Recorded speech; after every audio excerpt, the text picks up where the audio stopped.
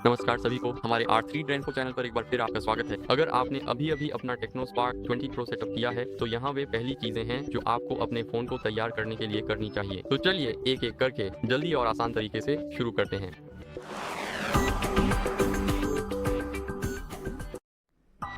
जैसा कि आप देख सकते हैं मेरा फ़ोन अभी सेटअप के बाद है, तो चलिए इस छोटे से आइकन पर क्लिक करते हैं ताकि फ़ोन का इस्तेमाल शुरू किया जा सके। अब सबसे पहले हमें वाईफाई से कनेक्ट करना होगा, ये बहुत ज़रूरी है। तो सबसे पहले चलिए चलते हैं, हर जगह अलाउ पर क्लिक करें। अब चलिए सेटिंग्स में जाते हैं और यहाँ वाईफाई चुनें और अब अपना नेटवर्क चुनें। तो यहाँ अपना नेटवर्क चुनें। मैं बस पासवर्ड दर्ज कर देता हूँ और पासवर्ड डालने के बाद बस कनेक्ट पर क्लिक करें। अब जैसा कि आप देख सकते हैं हम नेटवर्क से कनेक्ट हो गए हैं। ये बहुत ज़रूरी है क्योंकि इससे बाकी सब कुछ तुरंत अपडेट और सिंक हो जाता है। तो यही वजह है कि वाईफाई पहला कदम है। अब हम और क्या कर सकते हैं, वह है सिस्टम अपडेट्स चेक करना। तो चलिए उन्हें चेक करते हैं। हमें सेटिंग्स में जाना होगा। अब हमें थोड़ा नीचे स्क्रॉल करना है जब तक कि हमें सिस्टम न दिखे। अब यहाँ सिस्टम अपडेट पर क्लिक करें और यहाँ जैसा कि आप देख सकते हैं हम लोकल अपडेट चेक कर सकते हैं, या यह लोकल से अपडेट है तो नहीं। यहाँ हम ऑनलाइन अपडेट चेक कर सकते हैं और जैसा कि आप देख सकते हैं हमारा सिस्टम अपडेटेड है। इसे सबसे पहले चेक करना ज़रूरी है क्योंकि अगर कोई अपडेट उपलब्ध है तो वह समस्याओं को ठीक कर सकता है, बग्स ठीक कर सकता है और सिस्टम की परफॉर्मेंस बेहतर बना सकता है।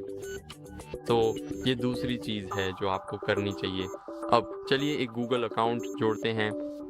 तो हमें क्या करना है, मान लीजिए चलिए प्ले स्टोर खोलते हैं। अब यहाँ साइन इन पर क्लिक करें और मुझे बस इंतज़ार करने दीजिए। अब यहाँ हमें या तो अपनी ईमेल या फ़ोन नंबर डालना है। तो मैं अपनी पूरी ईमेल आईडी यहाँ डाल देता हूँ जानकारी भरने के लिए।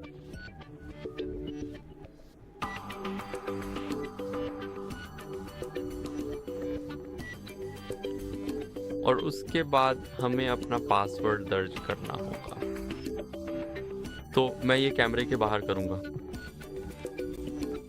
अब वे पूछेंगे कि ये डिवाइस कौन इस्तेमाल करेगा, तो आप चुन सकते हैं। अगर यह आपके लिए है तो मैं इस डिवाइस का उपयोग करूँगा, या आप इसे यहीं अपने बच्चे के लिए सेट कर सकते हैं। फ़ोन सेट करने के विकल्प आपके और आपके बच्चे के लिए अलग हो सकते हैं। तो हमारे चैनल पर एक ट्यूटोरियल है कि बच्चे के लिए गूगल अकाउंट कैसे सेट करें, तो चिंता की कोई बात नहीं। अब मैं चुनूंगा कि मैं इस डिवाइस का उपयोग करूंगा। यहाँ चलिए आई एग्री पर क्लिक करते हैं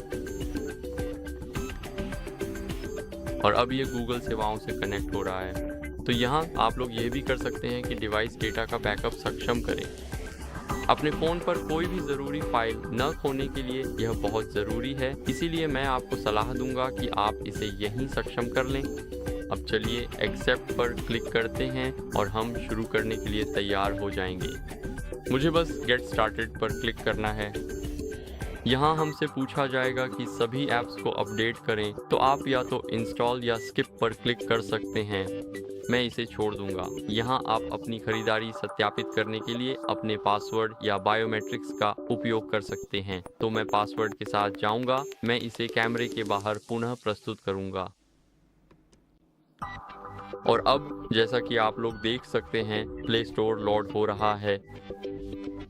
तो जब सब कुछ जोड़ दिया जाएगा तो हम यहीं अपने प्रोफाइल आइकन पर क्लिक कर सकते हैं। अब हम आसानी से क्लिक कर सकते हैं। चलो मैं तुम्हें दिखाती हूँ मेरे ऐप्स और गेम्स, और यहाँ अपडेट हो रहे ऐप्स का विवरण देखें। तो जैसा कि आप लोग देख सकते हैं अपडेट करने के लिए बहुत सारे ऐप्स हैं। अब जैसा कि आप देख सकते हैं ये अपडेट हो रहे हैं, तो मैं यहाँ क्लिक कर देता हूँ ताकि डिवाइस के हर एक ऐप को अपडेट किया जा सके। और ये बहुत ज़रूरी है क्योंकि आप नहीं चाहेंगे कि आपके पास कुछ पुराने वर्जन हों। अब इसके बाद चलिए आपका फ़ोन लॉक करते हैं। तो सेटिंग्स में जाएं अब इसके बाद हमें सिक्योरिटी में जाना होगा, तो ऊपर स्क्रॉल करें, पासवर्ड और सुरक्षा में जाएं और यहाँ आप लॉक स्क्रीन पासवर्ड, फिंगरप्रिंट या फेस अनलॉक सेट कर सकते हैं। तो चलिए लॉक स्क्रीन पासवर्ड से शुरू करते हैं। यहाँ हम स्लाइड टू अनलॉक सेट कर सकते हैं, लेकिन ये बहुत असुरक्षित है। हम यहाँ जाकर पैटर्न सेट कर सकते हैं, जैसा कि आप लोग देख सकते हैं। अब इसमें कम से कम 4 डॉट्स होने चाहिए, तो यह न्यूनतम है। अब कंफर्म पर क्लिक करें और यहाँ हम लॉक स्क्रीन नोटिफिकेशन चुन सकते हैं। मैं आपको सलाह दूंगा कि show notification but hide content को सक्षम करें। नोटिफिकेशन देखना बहुत ज़रूरी है, लेकिन हर कोई नहीं चाहता कि उनकी नोटिफिकेशन पूरी तरह से लिखी हुई दिखे। तो अब जैसा कि आप देख सकते हैं, जब आप फ़ोन लॉक करते हैं तो हमारे पास पैटर्न है, और अगर मैं इसे अनलॉक करने की कोशिश करता हूं तो मुझे पैटर्न डालना पड़ेगा। अब हम इसे बदलकर न्यूमेरिक पासवर्ड भी कर सकते हैं। यहाँ यह 4 से 16 अंकों के बीच हो सकता है, तो मुझे इस तरह पासवर्ड दर्ज करने दें। अब जब हम फ़ोन अनलॉक करने की कोशिश करेंगे तो पैटर्न नहीं होगा, बल्कि एक न्यूमेरिक पासवर्ड होगा। अब इसके बाद हमारे पास अल्फ़ा न्यूमेरिक पासवर्ड है, तो यहाँ हम अंक या अक्षर दोनों का उपयोग कर सकते हैं। तो मुझे AST1 का उपयोग करने दें। अब पासवर्ड को फिर से दर्ज करें, और अब जब हम अपना फ़ोन अनलॉक करने की कोशिश करेंगे तो आपको एक कीबोर्ड दिखाई देगा, और अब इसके बाद हमारे पास फिंगरप्रिंट का विकल्प होगा। तो यहाँ चलिए अपना पासवर्ड फिर से दर्ज करते हैं। अब ऐड फिंगरप्रिंट पर क्लिक करें, और यहाँ जैसा कि आप देख सकते हैं, हमें केवल गंदे या गीले हाथों से बचना है। सुनिश्चित करें कि फिंगरप्रिंट रीडर साफ है, और मूल रूप से ये फिंगरप्रिंट दर्ज करने के लिए कहेगा। तो चलिए नेक्स्ट पर क्लिक करते हैं। अब फिंगरप्रिंट सेंसर यहीं पावर बटन पर है, तो हमें बस इसे थोड़ा सा छूना है। अब सुनिश्चित करें कि आप सभी किनारों और हर हिस्से को कवर करें। तो अब जैसा कि आप देख सकते हैं, हम उंगली के किनारे को स्कैन कर रहे हैं, और अब फिंगरप्रिंट सफलतापूर्वक स्कैन हो गया है। तो अब मैं फिनिश पर क्लिक करता हूँ। अब यहाँ हम इसे स्क्रीन लॉक, ऐप लॉक और वॉल्ट के लिए इस्तेमाल करने का विकल्प चुन सकते हैं। वॉल्ट सक्रिय नहीं है, तो हमें उसकी ज़रूरत नहीं है। अब चलिए अपने फ़ोन को खोलने की कोशिश करते हैं। जैसा कि आप देख सकते हैं, फिंगरप्रिंट से लॉक खुल गया। तो आखिरी के तौर पर ये मूल रूप से मैं आपको दिखाता हूँ, ये मूल रूप से फेस अनलॉक है। अब पासवर्ड डालते हैं, और यहाँ हमें फेस को एनरोल करना है। अब जैसा कि आप देख सकते हैं, यहाँ हमारे पास एक ट्यूटोरियल है। तो सबसे पहले यह सुनिश्चित करें कि रिकॉर्डिंग का वातावरण अच्छी तरह से रोशनी वाला हो और उसमें सीधी धूप न हो, और यह भी सुनिश्चित करें कि कैमरा साफ हो और आपके चेहरे पर कुछ भी न हो। तो चलिए स्टार्ट पर क्लिक करते हैं। अब इस फ्रेम में हमें अपना चेहरा रखना है और उसे इस तरह से स्कैन करना है, यानी ऐसे घुमाते हुए। चेहरे की ID और फिंगरप्रिंट करना बहुत ज़रूरी है, क्योंकि यह सबसे सुरक्षित तरीकों में से एक है। अब इन स्क्रीन लॉक को सेटअप करने के बाद आप लोग गूगल वॉलेट सेटअप कर सकते हैं। तो मैं बस ऐप पर जाता हूं और फिर आपसे वहीं मिलता हूं। अब ऐप इंस्टॉल करने के बाद बस ओपन पर क्लिक करें। अब यहाँ हमें उस अकाउंट को चुनना है जिसे हम ऐप के साथ इस्तेमाल करना चाहते हैं। तो इसमें लोड होने में 1 मिनट लगता है, लेकिन यहाँ हम वही गूगल अकाउंट चुनेंगे जो हमने प्ले स्टोर में डाला था। तो जैसे ही ये लोड हो जाता है, मैं आपसे फिर मिलता हूँ।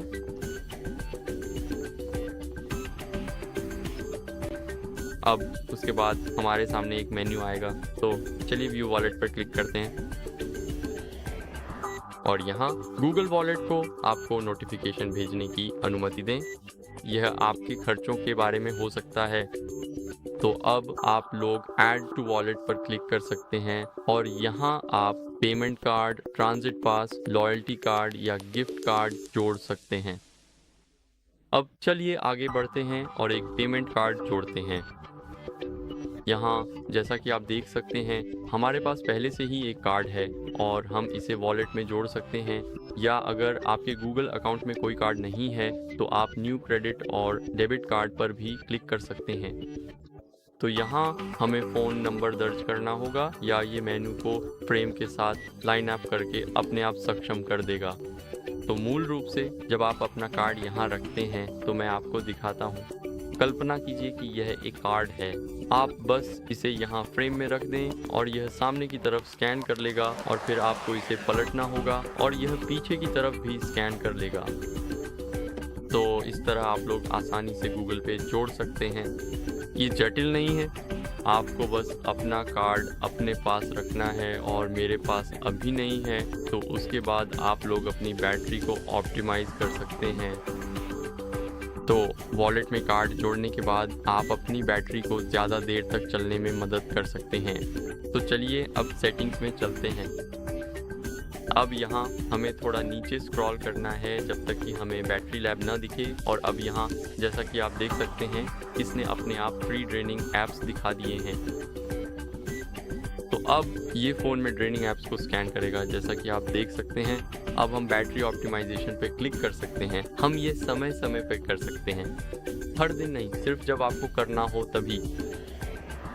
और जैसा कि आप देख सकते हैं अब बैटरी ऑप्टिमाइज हो गई है। यही सब नहीं है, क्योंकि आप और भी बहुत सी चीज़ें ऑप्टिमाइज कर सकते हैं। तो जैसा कि आप देख सकते हैं हम वापस सेटिंग्स में जा सकते हैं क्योंकि ऐप ने मुझे बाहर कर दिया था। चलिए बैटरी लैब में चलते हैं। अब यहाँ आप बैटरी सेविंग सेटिंग्स सेट कर सकते हैं, जैसे स्क्रीन ऑफ ऑप्टिमाइजेशन को सेट करना बहुत ज़रूरी है, तो स्क्रीन ऑफ स्लीप को इनेबल करें। अब मूल रूप से जब स्क्रीन पूरी तरह से 5 मिनट के लिए बंद हो जाती है और आप उसे इस्तेमाल नहीं कर रहे हैं तो यह बैकग्राउंड ऐप्स को बंद कर देगा। तो ये बहुत ज़रूरी है कि आपकी बैटरी जल्दी ख़त्म ना हो और इसे ऑन करना ज़रूरी है। अब यहाँ हमारे पास बैटरी सेवर भी है, लेकिन मैं सलाह दूंगा कि इसे तभी इस्तेमाल करें जब आपका फ़ोन लगभग 20 या 15% पर हो। मैं 20% की सलाह देता हूँ। और फिर यहाँ हमारे पास उन सेटिंग्स को छोड़ दें, चार्ज पर जाएं। यहाँ हम चार्जिंग सेफ्टी प्रोटेक्शन को इनेबल कर सकते हैं। तो सबसे पहले आपको इसे चार्जर में लगाना होगा। मेरे पास अभी चार्जर नहीं है, लेकिन मूल रूप से आपको चार्जिंग सेफ्टी प्रोटेक्शन इनेबल करना चाहिए ताकि आपकी बैटरी को ओवर हीटिंग या डिग्रेडेशन से बचाया जा सके। कुछ और ट्रिक्स हैं जिनसे आपका फ़ोन और भी अच्छा दिख सकता है। आप यहाँ किसी ऐप को होल्ड कर सकते हैं, होम स्क्रीन से ऐप्स को मूव कर सकते हैं। आप इसे अपनी पसंद के अनुसार सेट कर सकते हैं। अब आप अपनी स्क्रीन पर कुछ सेकंड के लिए उंगली भी रख सकते हैं। यहाँ आप लोग कुछ विजेट्स सेट कर सकते हैं जैसे कि डिजिटल वेलबीइंग। अब चलिए इसे यहाँ जोड़ते हैं। साथ ही वॉलपेपर्स भी, हम वॉलपेपर को किसी और चीज़ में बदल सकते हैं जैसे कि ये। और यहाँ जैसा कि आप देख सकते हैं हमारे पास स्क्रीन टाइम है। आप डिजिटल वेलबीइंग का उपयोग अपने स्क्रीन टाइम को मैनेज करने के लिए भी कर सकते हैं। आप यहां अपने ऐप्स के लिए लिमिट सेट कर सकते हैं जैसा कि आप देख सकते हैं। मैं आपको दिखाता हूं। जाइए और मान लीजिए प्ले स्टोर या किसी भी अन्य ऐप पर क्लिक कीजिए। मुझे नहीं लगता कि मेरे पास ऐसा कोई ऐप है जिसमें मैं टाइमर सेट कर सकूं। तो मान लीजिए मैं क्रोम के लिए 2 घंटे की समय सीमा चाहता हूं ताकि मैं क्रोम को दिन में केवल 2 घंटे ही इस्तेमाल कर सकूं। तो मूल रूप से आप लोग इसे आसानी से ऐसे कर सकते हैं और अब आपका स्पार्क इस्तेमाल के लिए तैयार है। तो अगर इस वीडियो ने आपकी मदद की है तो एक लाइक, सब्सक्राइब और कमेंट ज़रूर करें और मैं आपको अगली वीडियो में मिलूँगा।